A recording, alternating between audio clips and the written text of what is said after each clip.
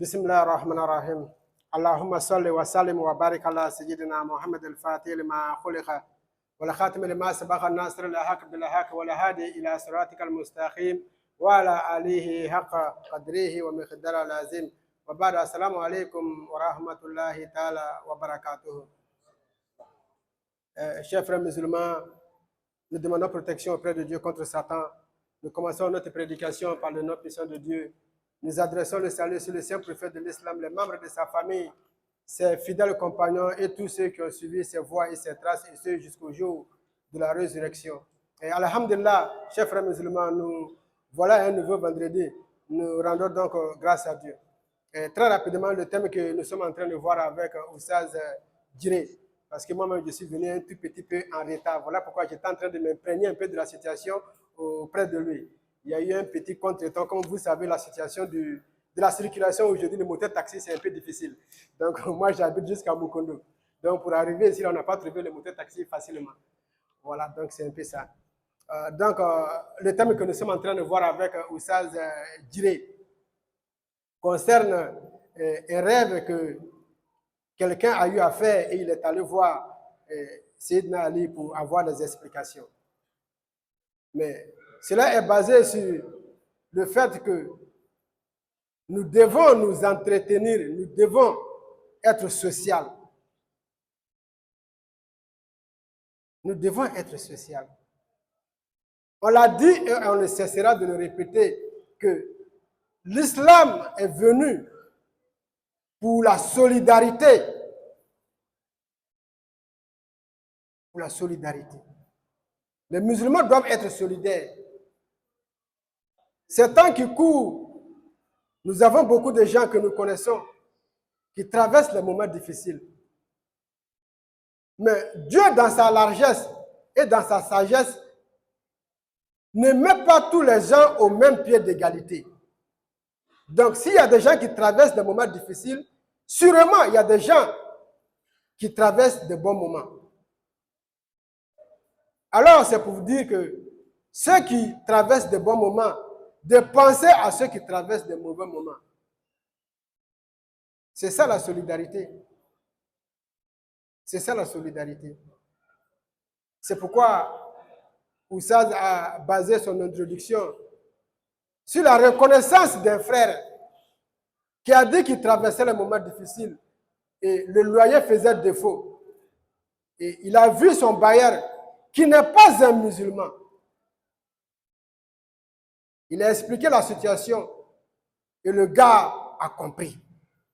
Son bailleur a compris. Et il lui a dit que la dette que tu devais, laisse-la tomber et je te donne encore 12 mois. 3 mois. Vous voyez? Voilà le geste que le non-musulman a fait pour qui? Un musulman. Combien d'entre nous qui sommes musulmans pouvons porter ce genre de secours à l'un de nos frères?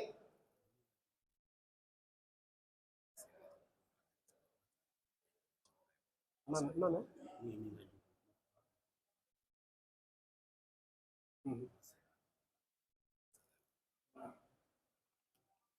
Vous voyez? Voilà un non-musulman qui porte secours à un musulman. Combien de fois un musulman est attendu sur cette voie-là? Chers frères musulmans, regardons autour de nous. Vous allez les voir, ils sont là. Le Coran dit que parfois on fait semblant de les voir. Parce que nous voulons très souvent que les gens viennent d'abord tendre la main. Mais le Coran nous dit que non, il y a des gens qui ne peuvent pas tendre la main. Quand vous les voyez, ils n'ont qu'un seul boubou, mais le boubou en question, il le lave toujours, c'est bien propre. Quand tu le vois, tu vas penser que non, il est bien, il n'est pas bien. Tu penses qu'il a l'argent, il n'a pas l'argent. Tu penses qu'il... Vous voyez? Donc, il faut avoir l'œil. Il faut avoir l'œil. Et Oussaz ajoute qu'un deuxième témoignage d'un autre frère qui devait 300 000 environ à quelqu'un. Il devait 300 000 à quelqu'un. Mais un de nos frères, cette fois-ci musulman, et Oussaz dit que la personne qui vient rendre témoignage veut qu'on précise. Parce que le geste que le monsieur a fait, ça l'a dépassé. Il dit que, même si on ne donne pas le nom de la personne, de préciser que c'est un Sénégalais qui lui est venu en aide avec la somme de 300 000 pour effacer cette ardoise-là. Comme il a demandé de préciser, nous ne sommes que des messagers, nous allons préciser. Beaucoup de gens viennent en aide aux gens, en secret. Mais nous demandons d'en faire davantage. C'est tout ce que nous demandons. Parce que très souvent, quand nous parlons de ce genre de choses-là, les gens se plaignent parfois. Toujours vous demandez de donner aux gens, donner aux gens, donner aux gens. Chers frères musulmans, ce que vous devez retenir, c'est que ce que nous donnons, c'est ce qui nous appartient. Ce qui est resté dans les banques, dans les coffres forts, ne nous appartient pas. Cela appartient aux héritiers. Et ils en feront ce qu'ils voudront. Ils en feront ce qu'ils voudront. Alors, dépensons notre part avant que le jour du regret n'arrive. Que nous ne disions que si on savait,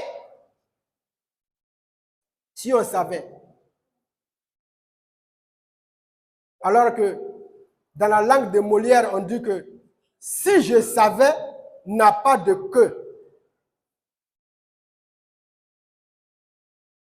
Parce qu'il est déjà trop tard. Alors profitons-en avant qu'il ne soit trop tard. Alors Oussaz nous dit que l'homme qui a rêvé, il a vu un immeuble descendre du ciel avec un oiseau. Et il y avait un singe qui accompagnait toute cette image-là.